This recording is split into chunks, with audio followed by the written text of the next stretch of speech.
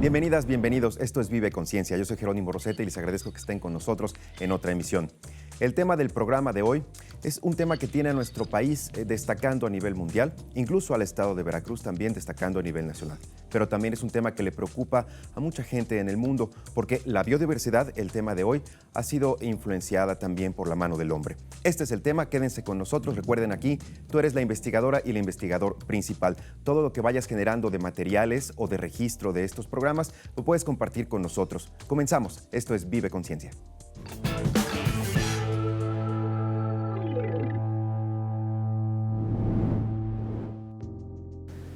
Hola Norma, ¿cómo estás? Muy bien, Laura. ¿Y tú qué tal? Muy bien, pero fíjate que hoy te quiero contar una anécdota. En estos días estuve hablando con mi abuelo y me contó que se sentía especialmente melancólico. Y le pregunté por qué. Y me dijo que porque antes, en la primavera, solía escuchar un ave que se llama justamente primavera, pero que ahora es más difícil escuchar su canto. Para él la primavera tiene un sentido o un valor sentimental, porque resulta que le recuerda a su época de juventud cuando le pidió la mano a la abuela. Entonces, eso es una anécdota, pero ciertamente la tala de árboles ha provocado la disminución de hábitat para las aves. No pueden anidar y entonces han ido desapareciendo. En otras palabras, la biodiversidad se ha ido mermando, ha ido disminuyendo. Así es, Laura. Pues sí, tu abuelito tiene mucha razón. Pero justamente ahorita que tú me estabas platicando eso, recordé que en la década de los 60, Rachel Carson escribió un libro que se llamaba Primavera Silenciosa y justamente hablaba de que ya no escuchaba algunos sonidos característicos de la primavera, aves, insectos, etcétera, y no era necesariamente porque se estuviera perdiendo el ecosistema, sino porque ese ecosistema se estaba llenando de insecticida, el famoso DDT, no sé si lo recuerdas. Sí. Y bueno, eso estaba matando. Entonces, pues cuando desaparece la biodiversidad, no es solo un factor, ¿no? Son muchos, entre ellos pues el hábitat, la erosión, la contaminación. Por ejemplo, últimamente usamos muchísimos plásticos y plásticos de un solo uso. Se ha calculado que de seguir la tendencia de uso de plásticos para el año 2050, por cada tonelada de peces habrá 3 toneladas de basura en el mar, basura de plástico. Entonces, bueno, ¿hasta dónde vamos a llegar, no? Sí, eso es terrible, me parece escandaloso. Lo bueno es que, por ejemplo, en este programa podemos aprender sobre la biodiversidad y cómo incidir en su protección. Sobre todo en México, que México es un país megadiverso. ¿Sabías que México, junto con otros países, albergan el 70% de especies de plantas y animales del mundo? Wow, eso había escuchado y sé que México ocupa el segundo lugar en número de reptiles. El tercero en mamíferos. Y creo que el quinto en anfibios. Y también en plantas. Wow, estamos muy afortunados. Así es. Bueno, ¿qué te parece si les vamos a poner un desafío a nuestros niños que están viendo este programa? Muy bien, cuéntame cuál es. Pues, ¿qué te parece si les pedimos que enlisten 10 animales que conozcan, 10 plantas, cómo los usan, si es que los usan, y por qué consideran que son importantes? Muy bien, pues vamos a explorar, pero para saber, en esta etapa de explorar, vamos a ver cómo los científicos estudian a la biodiversidad. Bueno, pues vamos. Perfecto, vamos.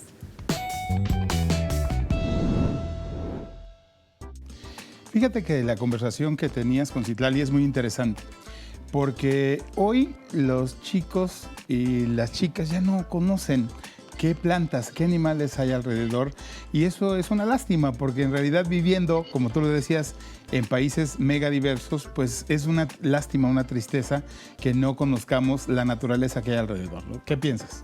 Pues estoy completamente convencida de que es necesario que observemos, ¿no? Porque sí tenemos mucha diversidad, como lo mencionamos, tanto de plantas como de animales, pero también tenemos diversidad, biodiversidad en paisajes, en ecosistemas. Aquí es muy fácil que en un momento muy corto pasemos de la montaña al mar. Y eso es riqueza. Y a veces esa riqueza y diversidad no la estamos valorando. Y es una riqueza que tenemos en todos lados. Lo interesante es ver que a donde vayamos, sea un desierto, una montaña, una playa, el mar, un bosque, tenemos biodiversidad alrededor. Entonces, el propósito de esta sección de Explora es que aprendamos un poco cómo estudian los científicos la biodiversidad. Y para eso, lo más importante es tener curiosidad. Claro. Curiosidad por querer aprender y también habilidad para observar, ¿sí? Y entonces por eso están puestas aquí estas lupas, porque dentro de los útiles escolares, por ejemplo, que nos piden en la escuela, difícilmente nos piden una lupa, y la lupa sí nos permite ver con un nivel de detalle, digamos, observar. No es lo mismo observar que ver. Claro. Observar es poner atención en los detalles. Entonces, por ejemplo, aquí tenemos una colección de hojas y también una colección de frutos y semillas. Lo interesante es ver qué diversidad hay en esta muestra de hojas y cómo cada una de estas hojas nos puede contar una historia.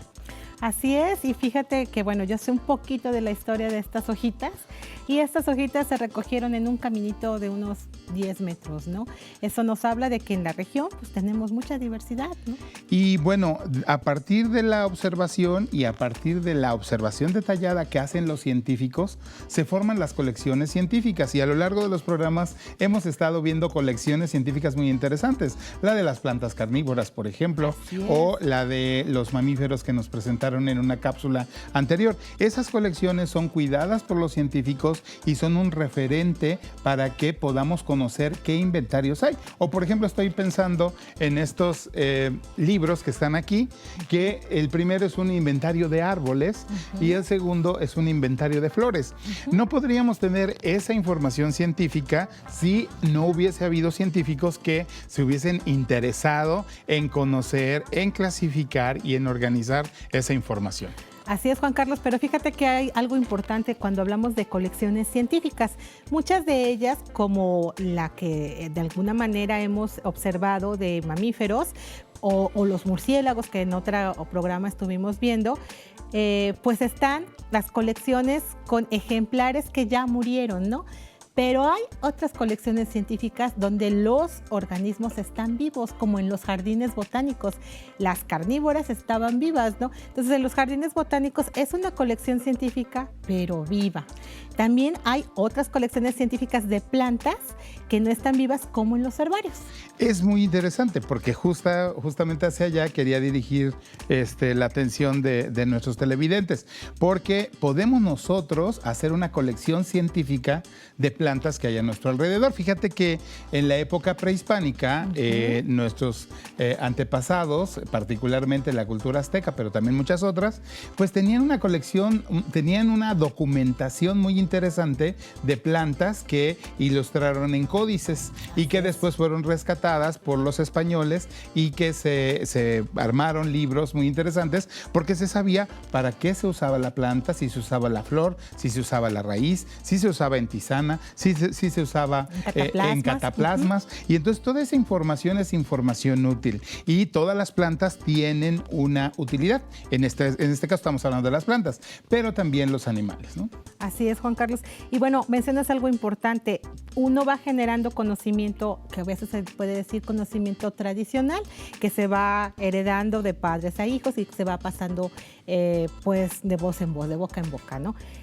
Pero este conocimiento muchas veces sirve de base para el conocimiento científico, que es un poco más sistemático, ¿no?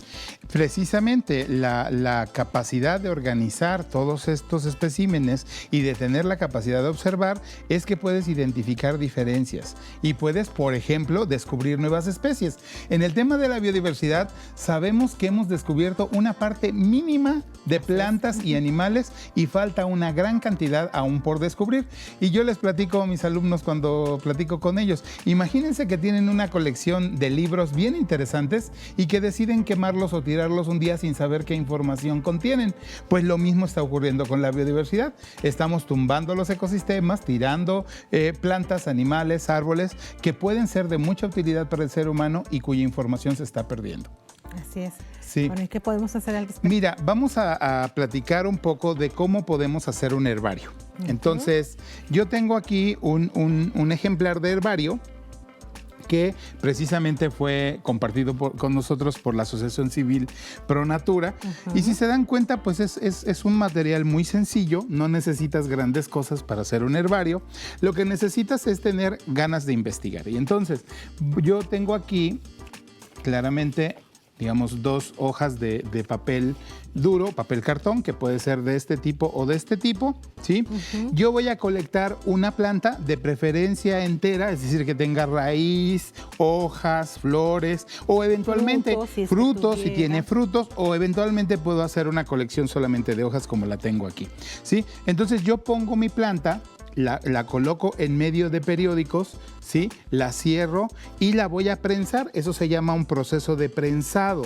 Yo voy a dejar esa planta por un periodo de 10, 15, 20 días. Voy a cuidar mucho que pierda la humedad y desde luego que no esté en un lugar húmedo porque puede haber hongos que me echen a perder la actividad. Y después de ese tiempo yo voy a investigar cómo se llama, primero, dónde colecté esa planta. Claro, ¿sí? Para ubicar el lugar, para saber en dónde crece, en dónde se reproduce. ¿Cómo se llama esa planta localmente? ¿Sí? Y también su nombre científico. No sé si tú le quieras platicar a nuestra audiencia en qué consiste un nombre científico, porque eso es algo muy interesante también. Bueno, el nombre científico es un nombre compuesto de 2 palabras. Uno es el género y el otro se llama epíteto específico. Está en latín y ese nombre es con el que conocen a esa planta en todo el mundo. Por regiones, a esa misma planta le pueden llamar de diferente forma. Ejemplo, si tenemos una flor lila, como por ejemplo las jacarandas, a lo mejor aquí les llamamos jacarandas, pero en otro lugar a esa misma planta le llaman campanita morada, ¿no? Exactamente. Pero tiene un nombre científico y ese nombre científico no cambia en ningún lugar. El que cambia es el regional, por decirlo así. Sí, el nombre común, ¿no?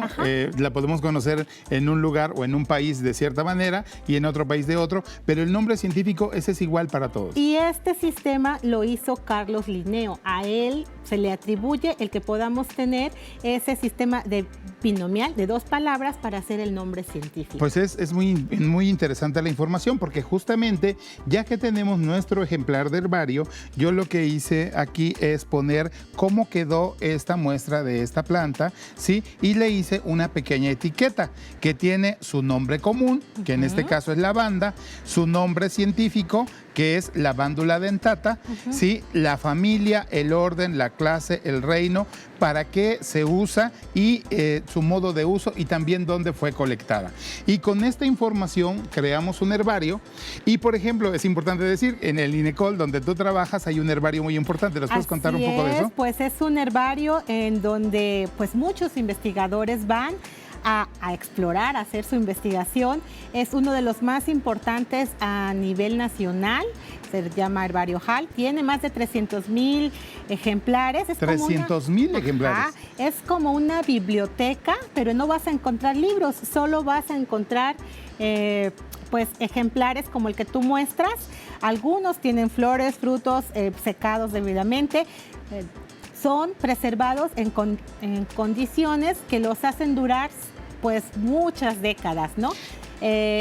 Además, ¿sabes qué? Que si alguien del público los quiere ir a visitar, puede hacer una solicitud al Instituto de Ecología para visitar su herbario y se va a quedar maravillado. Hay una colección que es de plantas tóxicas y entonces estas plantas tóxicas, pues a alguien se le ocurrió investigarlas, pero en una ocasión llegó una señora muy afligida porque su hijo estaba en el hospital, estaba intoxicado y no sabían con qué.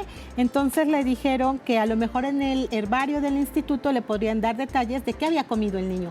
Y pues ella sabía que había comido el niño, pero ella no entendía qué planta era, ahí la identificó, supieron cuál era y cómo contrarrestar ese envenenamiento, esa toxicidad que el niño pues había ingerido de la planta, ¿no? Entonces, y esa es la utilidad de la información científica, que justamente nos lleva al tema de que en México, por ejemplo, tenemos una Comisión Nacional para el Conocimiento y Uso de la Biodiversidad, que tiene una página de internet muy interesante en donde está prácticamente el catálogo de todas las plantas y animales del país y en donde podemos recurrir a buscar información que hacen los científicos para dar, por ejemplo, información acerca de especies tóxicas o de también especies potencialmente útiles para otros Y propósitos. no nada más de plantas, sino también de animales y de otros grupos. Y tiene un área muy importante que es una sección para niños. Entonces hay que visitar esta página y conocer nuestro maravilloso país. Los invitamos a que conozcan más sobre la biodiversidad.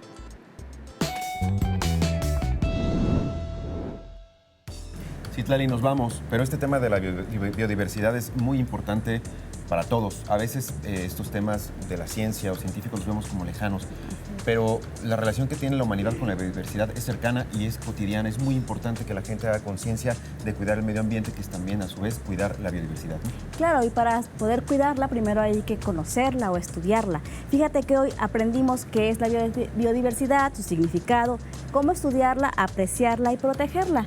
Pero además yo creo que es fundamental subrayar que en este programa tuvimos la oportunidad de conocer algunas habilidades científicas. Yo creo que eso es fundamental. ¿Cómo cuáles? Por ejemplo, la observación, la atenta escucha y otra cuestión que es la colección, el inventario y la clasificación, ¿sí? Bueno, eso se irá aprendiendo poco a poco, pero por lo menos con que observemos y agrupemos para clasificar, habremos dado un pasito para hacer trabajo científico. Y también aprendimos, fíjate, qué instituciones están encargadas de apoyar o de proteger la biodiversidad, como la Conavio o como el INECOL, el Jardín Botánico. ¿Qué te parece si ahora que ya conocemos esas acciones, les dejamos alguna actividad a quienes nos están viendo en casa? Claro que sí. Podemos pedirle a los chicos o a las chicas que nos ven que hagan una lista de, por ejemplo, cómo pueden proteger algún animal o alguna planta de su entorno para que esté bien cuidada. Muy bien. Bueno, pues ahí les dejamos la tarea. Ojalá la puedan compartir con nosotros al correo electrónico que en este momento aparece en sus pantallas. Igualmente, a esa dirección de correo pueden enviarnos dudas, comentarios o alguna sugerencia para este programa. Recuerden, nuestra intención es compartir con ustedes la idea de que la ciencia, de que el conocimiento científico está presente en la vida cotidiana. Gracias, Citlali. A ti, que esté Nos muy vemos bien. en la próxima. Muchas gracias.